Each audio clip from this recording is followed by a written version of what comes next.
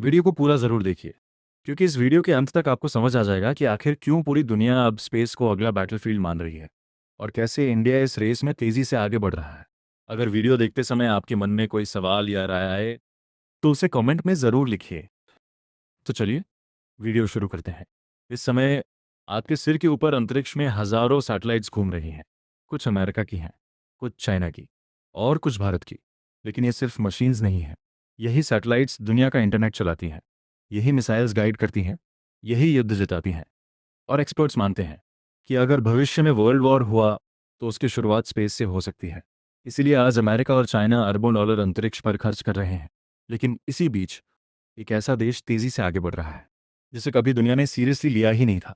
India, एक ऐसा देश जिसका स्पेस प्रोग्राम कभी साइकिल और ट्रक पार रॉकेट्स ले जाने के लिए जाना जाता था, लेकिन आज वही भारत मून तक पहुंच चुका है, मार्स तक पहुंच चुका है और अब दुनिया की सबसे बड़ी स्पेस रेस में एंट्री कर चुका है। अंतरिक्ष, जहां कभी इंसान सिर्फ सितारों को देखा करता था, आज वही जगह दुनिया की सबसे बड़ी ताकत बनने जा रही है। 21वीं सदी की असली जंग अब जमीन पर नहीं, बल्कि स्पेस में लड़ी जाएगी। क्योंकि आज जिस देश के पास स्पेस का कंट्रोल होगा, उसके पास होगा कम्युनिकेशन का कंट्रोल, इंटरनेट का कंट्रोल, जीपीएस का कंट्रोल और आने वाले भविष्य का कंट्रोल। अमेरिका इसे समझ चुका है। चाइना इस पर अरबों डॉलर खर्च कर रहा है। रशिया अपनी मिलिट्री सैटेलाइट्स को लगातार मजबूत कर रहा है। लेकिन इसी रेस में एक ऐसा देश तेजी से आगे बढ़ रहा है जिसे कभी दुनिया ने सीरियसली लिया ही नहीं था, भारत। एक समय था जब इंडियन स्पेस प्रोग्राम का मजाक उड़ाया जाता था। कम बजट, पुराने सिस्टम्स और सीमित रिसोर्सेज। दुनिया सोचती थी कि इंडिया कभी भी अमेरिका, चाइना या रशिया जैसे देशों की बराबरी नहीं कर पाएगा। लेकिन फिर भारत ने वो कर दिखाया जिसने पूरी दुनिया को चौंका दिया। 2000 मार्स ऑर्बिटर मिशन। भारत पहला ऐसा देश बना जो पहली ही कोशिश में मंगल ग्रह तक पहुंच गया। और सबसे हैरानी की बात, इस पूरे मिशन का बजट कई हॉलीवुड फिल्मों से भी कम था। दुनिया पहली बार समझ रही थी कि इंडिया सिर्फ पॉपुलेशन या मार्केट नहीं, बल्कि टेक्नोलॉजी पावर भी बन सकता है। फिर आया चंद्रयान। जब दुनिया की कई बड़ी स्पेस एजेंसीज मून मिशंस में स्ट्रगल कर रही थी, तब भारत ने चंद्रमा के साउथ पोल पर लैंडिंग करके इतिहास लिख दिया। साउथ पोल, एक ऐसी जगह जहां भविष्य में रेयर रिसोर्सेज मिलने की सबसे ज्यादा संभावना मानी जाती है। यानी ये सिर्फ साइंटिफिक अचीवमेंट नहीं थी, ये एक जियोपॉलिटिकल मैसेज था। भारत अब स्पेस रेस में ऑफिशियली एंट्री कर चुका था और इस बात को सबसे ज्यादा ध्यान से देख रहा था। चाइना, आज एशिया में सबसे बड़ी राइवलरी सिर्फ बॉर्डर्स तक सीमित नहीं है। ये राइवलरी अब स्पेस तक पहुंच चुकी है। चाइना तेजी से अपने स्पेस स्टेशंस बना रहा है, मून बेसिस की प्लानिंग कर रहा है, एंटी सैटेलाइट वेपन्स डेवलप कर रहा है। क्योंकि चाइना जानता है, जिस देश का कंट्रोल स्पेस पर होगा, भविष्य उसी का होगा। लेकिन इंडिया का अप्रोच अलग है। जहां दूसरे देश अरबों डॉलर खर्च कर रहे हैं, भारत कम रिसोर्सेज में भी एफिशिएंट टेक्नोलॉजी बना रहा है। यह वजह है कि आज दुनिया इसरो को सिर्फ एक स्पेस एजेंसी नहीं, बल्कि स्ट्रैटेजिक पावर के रूप में देखने लगी है। क्योंकि मॉडर्न युद्ध अब सिर्फ सैनिकों से नहीं जीते जाते। आज मिसाइल्स को सैटेलाइट्स गाइड करते हैं, ड्रोन सैटेलाइट से चलते हैं, बैंकिंग सिस्टम्स सैटेलाइट्स पर डिपेंड हैं, इंटरनेट, नेविगेशन, सर्वेलेंस, सब कुछ स्पेस से जुड़ा हुआ है। अगर किसी देश के सैटेलाइट्स डिस्ट्रॉय हो जाए, तो उसकी मिलिट्री कम्युनिकेशन कुछ ही मिनटों में कोलैप्स हो सकती है। और इसी वजह से स्पेस अब इनविजिबल बैटलफील्ड बन चुका है। अमेरिका ने स्पेस फोर्स बना दी, China secret military space projects चला रहा है, Russia anti satellite systems test कर रहा है और इंडिया भी अब पीछे नहीं है। भारत ने अपना नेविगेशन सिस्टम बनाया, NavIC, military surveillance satellites deploy किए और एंटी सैटेलाइट मिसाइल टेस्ट करके दुनिया को साफ मैसेज दे दिया कि अगर ज़रूरत पड़ी तो भारत स्पेस में भी जवाब देने की ताकत रखता है। लेकिन असली सवाल सिर्फ युद्ध का नहीं है, असल सवाल है भविष्य का। क्योंकि आने वाले समय में मून सिर्फ रिसर्च सेंटर नहीं रहेगा। साइंटिस्ट मानते हैं कि चंद्रमा पर मौजूद HELIUM-3 भविष्य की एनर्जी बदल सकता है। Asteroid mining trillion dollar industry बन सकती है। स्पेस इंटरनेट पूरी दुनिया को कंट्रोल कर सकता है। और जो देश सबसे पहले इन टेक्नोलॉजीज पर कब्जा करेगा, वही अगली सुपर पावर बनेगा।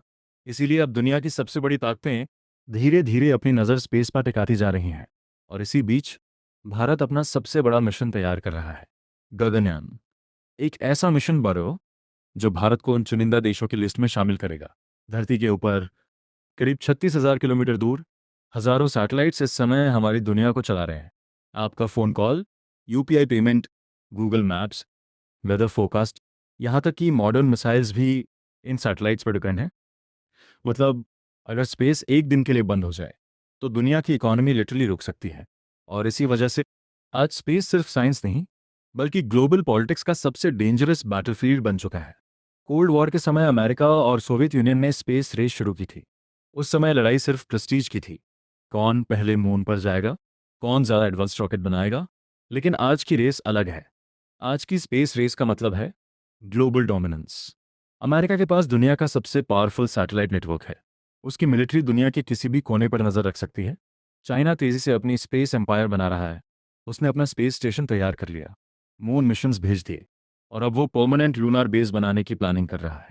चाइना का सपना साफ है, 21वीं सदी की सबसे बड़ी सुपर पावर बनना। लेकिन इसी बीच इंडिया धीरे धीरे ऐसी चाल चल रहा है जिसने पूरी दुनिया का अटेंशन खींच लिया है।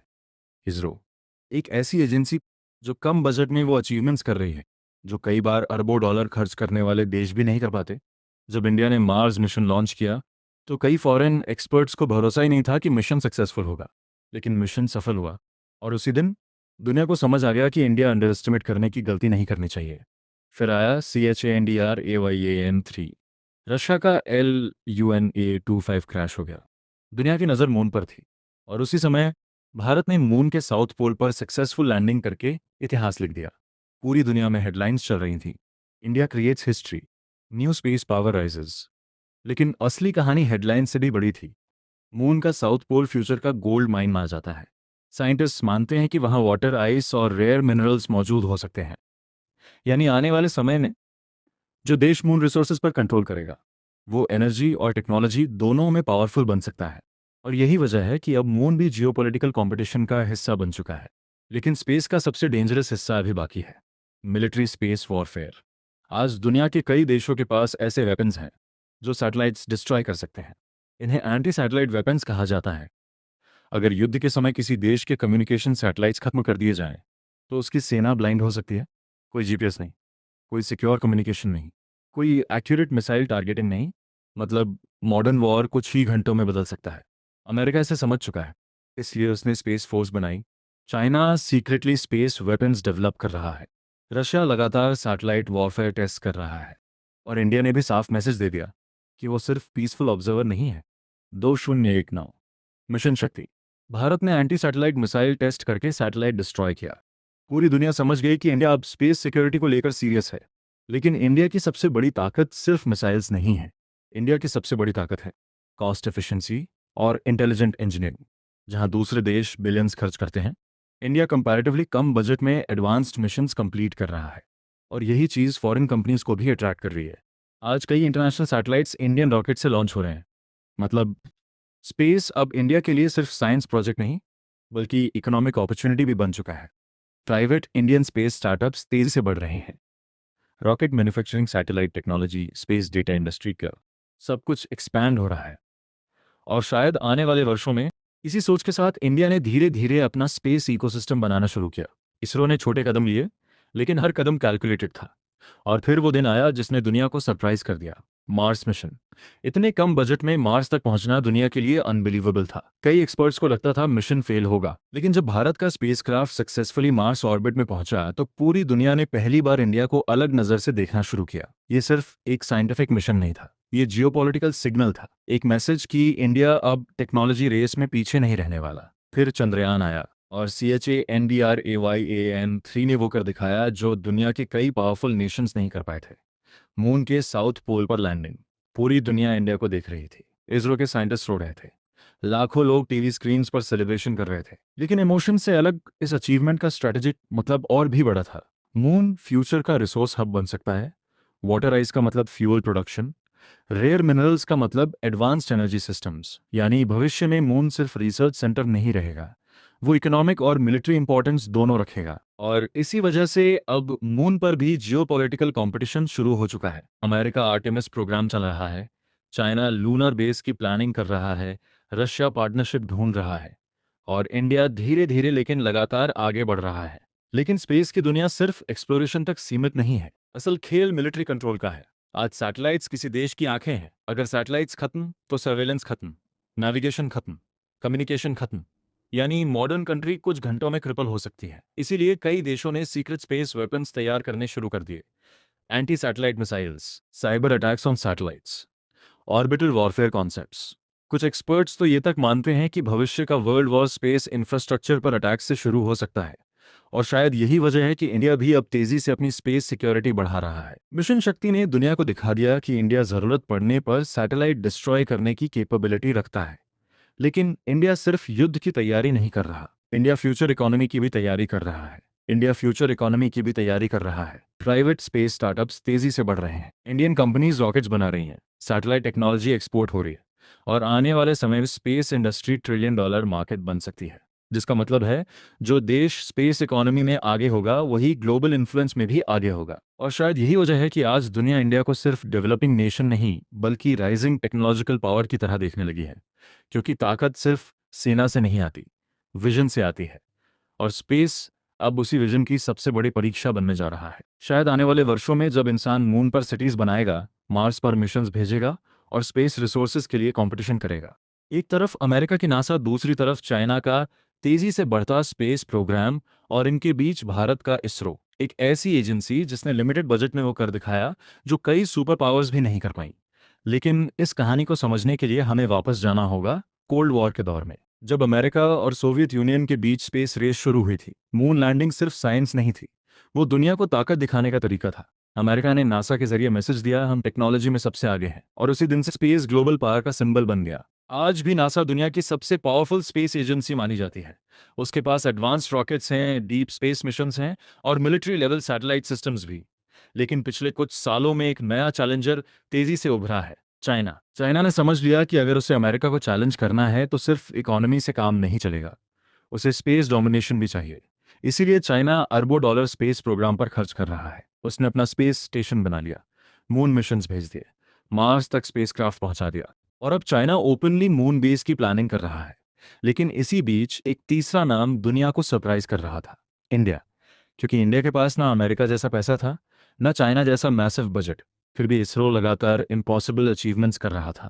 जब इंडिया ने मार्स ऑर्बिटर मिशन लॉन्च किया तो कई वेस्टर्न एक्सपर्ट्स को भरोसा ही नहीं था कि मिशन सक्सेसफुल होगा। लेकिन भारत पहली ही कोशिश में मार्स पहुंच गया। नासा तक ने पब्लिकली इसरो की तारीफ की। दुनिया हैरान थी कि इतना कम बजट होने के बावजूद इंडिया इतना एफिशिएंट कैसे है। और फिर आया CHANDRAYAN-3, रशिया फेल हो गया। दुनिया मून मिशंस में स्ट्रगल करी थी, लेकिन इंडिया ने साउथ पोल पर सक्सेसफुल लैंडिंग करके हिस्ट्री क्रिएट कर दी। पूरी दुनिया में हेडलाइंस चल रही थी, India become space super power, ISRO shocks the world. लेकिन शायद इस अचीवमेंट को सबसे ज्यादा ध्यान से देख रहा था चाइना, क्योंकि एशिया में अब सिर्फ बॉर्डर राइवलरी नहीं रही, अब ये राइवलरी स्पेस तक पहुंच चुकी है। चाइना जानता है कि अगर इंडिया इसी स्पीड से आगे बढ़ता रहा तो फ्यूचर में वो सिर्फ रीजनल पावर नहीं रहेगा, वो ग्लोबल टेक्नोलॉजी पावर बन सकता है। और शायद यही वजह है कि चाइना एग्रेसिवली अपने स्पेस प्रोजेक्ट्स बढ़ा रहा है। लेकिन इस पूरी कहानी में एक और देश है जो स्पेस रेस को बहुत अलग नज़र से देखता है, पाकिस्तान। पाकिस्तान का स्पेस प्रोग्राम इंडिया और चाइना के मुकाबले बहुत छोटा है।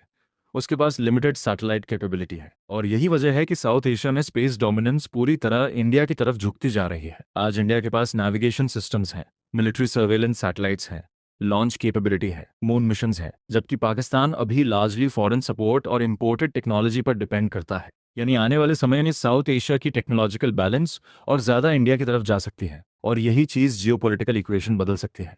क्योंकि मॉडर्न वॉर्स सिर्फ टैंक्स और जेट्स से नहीं जीते जाते।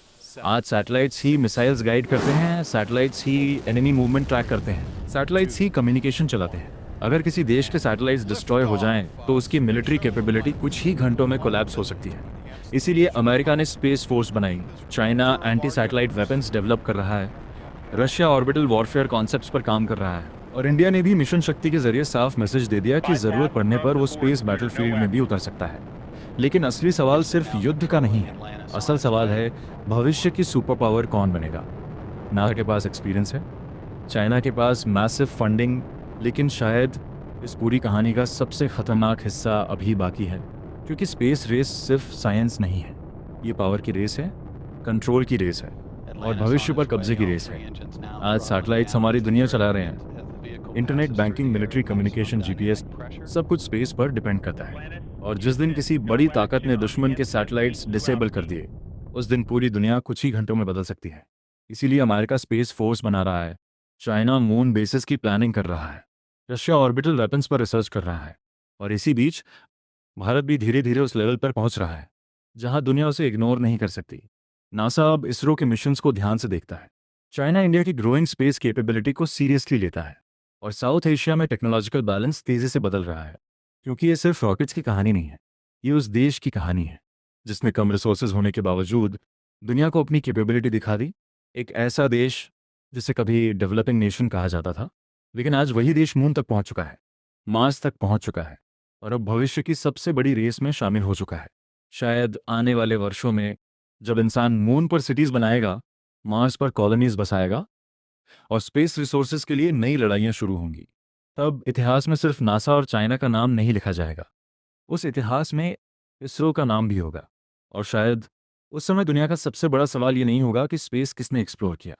सवाल ये होगा, आखिर भविष्य की सबसे बड़ी सुपर पावर कौन बनी? अमेरिका, चाइना या भारत?